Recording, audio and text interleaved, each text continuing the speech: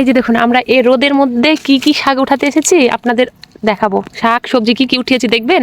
এই যে আসুন চলুন দেখাই। ট্রে ভর্তি, মানে যে দেখবে সেই খেতে চাইবে। এই যে দেখুন, এই যে এতগুলো টমেটো, এখানে করিলা, গাজর, এই যে শাক, মানে টাটকা নিজের হাতে উঠাচ্ছি।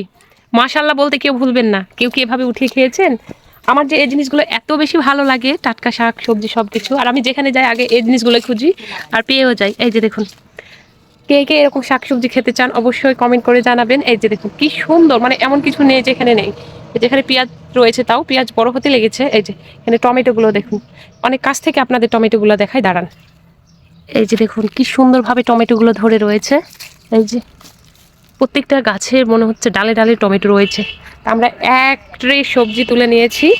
এই যে শাক সবজি, এখন এটাকে বাসায় নিয়ে যেয়ে খাবার পালা। এই যে অবশ্যই কমেন্ট করে জানাবেন যে টাটকা শাকসবজিগুলো কেমন হয়েছে। আল্লাহ হাফেজ।